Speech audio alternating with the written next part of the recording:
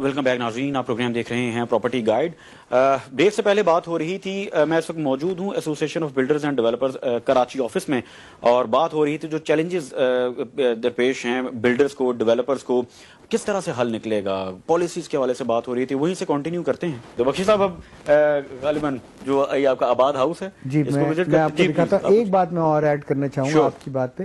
This is the second largest employer of skilled and unskilled labor in Pakistan after agriculture. Construction industry is the second largest employer. So یہ جو ہمارے کہتے ہیں نا، ان کو کہیں کی طرح، اور یہ میں نہیں کہہ رہا ہوں، یہ اسٹیٹ بینک کہہ رہا ہے، یہ فیکٹس ہیں. فیکٹس ہیں. آپ آئیے، میں آپ کو آباد ہاؤس وزٹ بھی کرواتا ہوں. اور میں سمجھتا ہوں یہ پاکستان میں one of the best well kept association کے دفتروں میں سے ایک ہوگا. آئیے ناظرین، آباد کا وزٹ کرتے ہیں اور یہاں کس طرح سے آپریشنز چلتے ہیں، کیا سلسلہ ہے، کس طرح سے ریپرزینٹ کیا جاتا ہے، کیسے مینیج کیا جاتا ہے، آپ کو بھی دکھاتے ہیں. جی تو بشیر صاحب، پہلے ہم کس طرف جا رہے ہیں؟ میں آپ کو پہلے سینئر وائس چیئرمین صاحب کے روم میں لے جا رہا ہوں. آپ دیکھیے یہاں پر ممبرس کا کام ہو رہا ہے. یہ میرے سینئر وائس چیئرمین افضل حمید صاحب، یہ ممبر نسیم صاحب ہیں. کیسے ہیں؟ ٹھیک ہے. تمام ممبر، اور اس وقت تقریباً 8:15 بج رہے ہیں. ممبر آتے ہیں، اپنے مسائل ڈسکس کرتے ہیں، اور ہم کوشش یہ ہوتی ہے ہماری کہ ان کو ریزالو کریں. ہائٹ کی جو سول ایویشن اور پی ایف ہائٹ دیتی ہے اس کا، تو مختلف لوگوں کے مختلف مسائل ہیں. اور انفارچونیٹ کہ میرے پاس بہت اچھی ٹیم ہے. افضل حمید صاحب ہیں، طارق صاحب ہیں، اویس صاحب ہیں، اور وہاں پر ناردن میں نبیل صاحب ہیں، اور وہاں پر انٹیریئر سندھ میں عبداللہ جان صاحب ہیں. We work as a team. ہماری کوشش یہ ہوتی ہے، دیکھیں رزلٹ اللہ کے ہاتھ میں ہے، کہ ایمانداری سے وداؤٹ فیئر اینڈ فیور کام کریں اور لوگوں کے مسائل حل کرنے کی کوشش کریں. چلیں، ہم پر امید ہیں کہ جس طرح ورکنگ ہو رہی ہے، جو ایڈریس کرنے کی آپ کوشش کریں لوگوں کے مسائل کو، ان کا حل بھی نکلے گا انشاءاللہ. آگے چلیں. جی تو اب ہم کس طرف جا رہے ہیں؟ ہم میڈیا روم میں جا رہے ہیں. اچھا، جہاں ہماری سب کوریج ہوتی ہے. ٹھیک ہے. جی، یہ ہمارا میڈیا روم ہے. ٹھیک ہے. اور یہاں مختلف ٹی وی چینلز ہیں ویسے، اور فلک اس کو دیکھتی ہے. شی از اے میڈیا کوآرڈینیٹر. ہاں، تو سو یہ یہاں 24/7 ریکارڈنگ ہوتی ہے. اگر ہمارا کوئی اسٹیٹمنٹ ہے یا ہمارے خلاف کوئی بات ہے، تاکہ ہم اس کا جواب دے سکیں. اچھا، یعنی یہاں پر یہ ایک طرح سے مانیٹرنگ سیل ہے جو مانیٹر کیا جاتا ہے بلڈرز کے حوالے سے، جو مسائل بھی ہیں یا کوئی ایسی خبریں جو جس کو آپ سمجھتے ہیں کہ ان کو تردید کرنے کی ضرورت ہے. سو ہم یہیں سے پک کرتے ہیں، ریکارڈ کرتے ہیں، اور اس کی تردید بھی کرتے ہیں. We give our point of view. لیکن اس کے ذریعے آپ کو جو عام آدمی کے مسائل ہیں وہ بھی آپ کو انڈرسٹینڈ کرنے میں آسانی ہوتی ہوگی، اور جو بلڈرز کے مسائل ہیں آل اوور پاکستان. بالکل صحیح ہے. ہماری کوشش یہ ہوتی ہے کہ ہم نہ صرف اپنے ممبر سے کنیکٹڈ رہیں، جو ہمارے الاٹیز ہیں نا، ان کے بھی مسائل کو حل کریں. کیونکہ میں ہمیشہ کہتا ہوں، I do not represent angels association of Pakistan. اچھے برے امیں بھی ہیں، جیسے ہر ادارے میں ہیں. سو ہماری کوشش ہوتی ہے کہ الاٹیز کو فری میں انصاف دلوائیں. آباد ہاؤس سے ایک کمپلین کمیٹی ہے جس میں فارمر چیئرمین لک آفٹر کرتے ہیں ہمارے، اور وہاں پر ایک پیئر پریشر کی وجہ سے اسکلیشن، ڈیلیز، کینسلیشن الاٹیز کے، اس کو ایڈریس کرتے ہیں. بالکل ٹھیک ہے. تو آگے چلتے ہیں جی، اور مزید کیا یہاں پر ایکٹیویٹیز ہو رہی ہیں دکھاتے ہیں آپ کو. اس کے علاوہ یہ بخشی صاحب، یہ ادارہ 1972 میں اس کی بنیاد رکھی گئی. اچھا، یہ اوکے، وائس چیئرمین صاحب کروں میں. یہ بھی ہمارے وائس چیئرمین صاحب ہیں، طارق عزیز صاحب. یہ بھی دیکھیں 8:15 8:30 بج رہے ہیں، اپنے کام پہ ہیں، اپنا کام کر رہے ہیں، اور یہ سب آنرری کام کر رہے ہیں، including myself. This is the passion what we have Abbottabad, to work for others, to work for the industry, and try to give our best to achieve the result. بالکل ٹھیک. کچھ آپ سے بھی quickly بات کرتے ہیں. آپ بتائیے کہ مسائل کیسے ہیں لوگوں کے اس وقت کرنٹلی جو صورتحال ہے؟ آپ کو کیا لگتا ہے کہ لوگ جو، کیونکہ بہت سے مسائل تو بہت ہیں شہر میں بھی، پورے پاکستان میں بھی، ایڈریس کر پائیں گے؟ شہر کے اندر سب سے بڑا مسائل تو انفراسٹرکچر کا ہی ہے.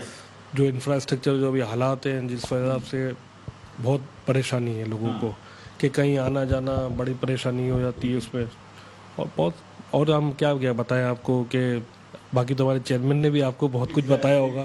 کہ نقشے پاس کرانے جائیں تو وہاں پہ بڑے پرابلمز ہیں, کام نہیں ہو رہے, لینڈ کے ہیں, لینڈ گریبرز بھی ہیں اور جن کے لیے ہم لوگ فائٹ کر رہے ہیں. اور ان ٹیکنیکلٹیز کو بخشی صاحب عام آدمی تو نہیں سمجھتا, تو آپ کیونکہ وہ مسائل کو ایڈریس کرتے ہیں, تو انفراسٹرکچر یہ تو ایک بہت بڑا مسئلہ ہے کراچی کا. خاص طور پہ ہم خبریں یہ بھی سنتے ہیں کہ انفراسٹرکچر نہ ٹھیک ہونے کی وجہ سے کتنی جانی نقصان ہوتا ہے, تو کیا اس پر بھی بات کوئی اعلیٰ حکام سے کی گئی ہے؟ جی, بلاول صاحب کے پاس ہم نے جب یہ پٹ اپ کیا تو انہوں نے ایک انفراسٹرکچر کی کمیٹی بنائی اور اس کو اس وقت کے جو منسٹر تھے سعید غنی صاحب ہینڈل کر رہے تھے, ہیڈ کر رہے تھے. اور مقصد یہ تھا, ہم نے کہا کہ اس شہر میں انویسٹمنٹ مزید نہیں آ سکتی, اس شہر میں جو شہر کے رہنے والے بھی انویسٹمنٹ کرنے کو تیار نہیں ہیں جب تک آپ اس کا انفراسٹرکچر بہتر نہیں کریں گے, جب تک یہاں پر آپ کوالٹی آف لائف بہتر نہیں کریں گے, جب تک آپ لا اینڈ آرڈر بہتر نہیں کریں گے, جب تک آپ لینڈ ریکارڈ کو ڈیجیٹلائز نہیں کریں گے. دیکھیے تمام بیسک چیزیں ہیں کسی بھی مہذب ملک میں اور کسی بھی اتنے بڑے شہر میں which is larger than many countries of the world. European union میں 28 کنٹریز ہیں, اس میں سے 22 کنٹریز سے بڑا شہر in terms of population Karachi ہے. یعنی یورپین یونین کے 22 ملکوں سے زیادہ ہم بڑے ہیں صرف کراچی شہر. سو جو اس کو اٹینشن دینی چاہیے, چاہے وہ پروونشل گورنمنٹ ہو چاہے وہ فیڈرل گورنمنٹ ہو, انہوں نے دینی چاہیے, چاہے وہ آرمی اسٹیبلشمنٹ ہو. دیکھیے ہمیں یہ بات اس میں کرنے میں کوئی بعید نہیں ہے, یہ تینوں لوگوں نے اس شہر کی اس صوبے کی اونرشپ لینی پڑے گی اور کام کر کے دینا پڑے گا, اور اس کا فائدہ پورے سندھ اور پورے پاکستان کو ہوگا. یہ شہر پورے ملک سے لوگوں کو ایبزارب کرتا ہے, امپلائمنٹ دیتا ہے اور لوگوں کو روزگار کے مواقع دیتا ہے, گرو کرنے کے مواقع دیتا ہے. سو پلیز ہماری ریکویسٹ, پورے پاکستان میں جو کاروبار چل رہا ہے وہ ڈائریکٹلی یا انڈائریکٹلی کراچی سے لنک تو ہے. کراچی از دا پورٹ سٹی. دیکھیے port is always an advantage. دوسرا پورٹ آپ نے گوادر بنایا ہے اور ہم چاہتے ہیں وہ بھی بڑھے آگے, پر 15-20 سال سے دیکھیں گوادر میں انویسٹمنٹ رکی ہوئی ہے, لوگوں کے بلینز روپے اور ٹریلینز آف روپے پھنسے ہوئے ہیں, کچھ سمجھ نہیں آ رہا کہ کس طرف جا رہا ہے گوادر. ہم تو چاہتے ہیں گوادر کو بھی بنائیں, اس کو بھی ہائی لائٹ کرنے کی ضرورت. بالکل وہ اس میں کلیئر کٹ پالیسی دیں, ٹارگیٹ اورینٹیڈ دیں کہ بھائی 6 مہینے میں یہ ہوگا, سال میں یہ ہوگا, 2 سال میں یہ ہوگا, 4 سال میں یہ ہوگا, تاکہ لوگ سرمایہ کاری کریں.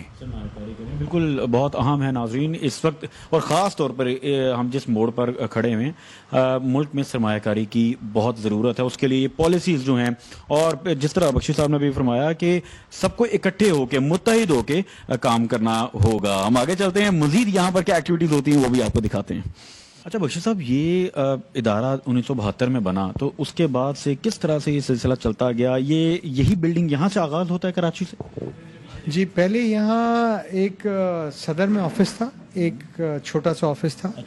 پھر ضیاء الحق کے زمانے میں یہ زمین الاٹ ہوئی اس ادارے کو, اور یہاں پر یہ اپنی مدد آپ کے حساب سے یہ بلڈنگ کنسٹرکٹ ہوئی.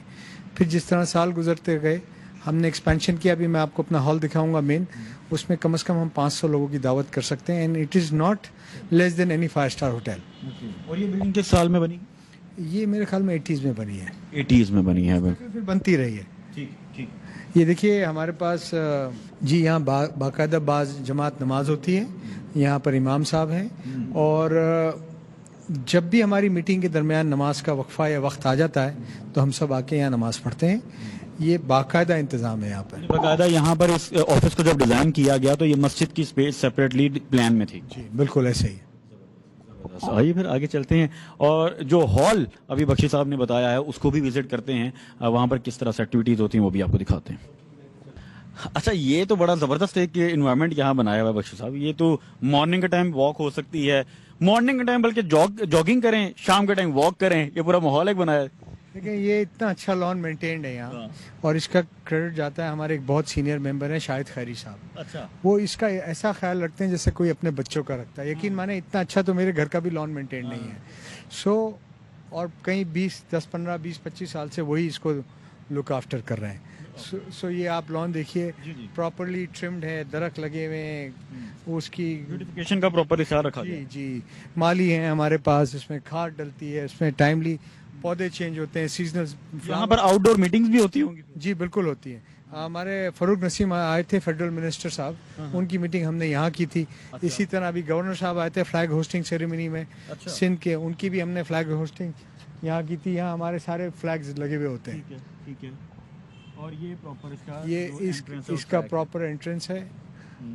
اور اب میں آپ کو اپنے ہال بھی لے جاتا ہوں اور سیکریٹریٹ بھی لے جاتا ہوں, جہاں پر ہمارا سیکریٹری, اسسٹنٹ سیکریٹریز اور دیگر عملہ کام کرتا رہتا ہے. بالکل ٹھیک ہے. جو ہال آپ بتا رہے ہیں, اس ہال کی کیا ایکٹیویٹیز ہوتی ہیں؟ یہاں پر کانفرنسز ہوتی ہیں؟ اس ہال میں سیمینارز ہوتے ہیں, کانفرنسز ہوتی ہیں, اور جیسے ہم کوئی ڈگنیٹریز کو بلاتے ہیں, منسٹرز کو بلاتے ہیں, جب ہمارے پاس 300-400 لوگوں کی اٹینڈنس ہوتی ہے, جب ہماری میٹنگ اس قسم کی ہوتی ہے تو ہم یہیں کنڈکٹ کرتے ہیں یہ میٹنگ. اور یہ ٹوٹلی ایئر کنڈیشنڈ ہے, یہاں ساؤنڈ سسٹم ہے, یہاں اسکرینز ہیں, یہاں 500 لوگوں تک کی کنونشن ہو سکتا ہے, سیمینار ہو سکتا ہے, کانفرنس ہو سکتی ہے.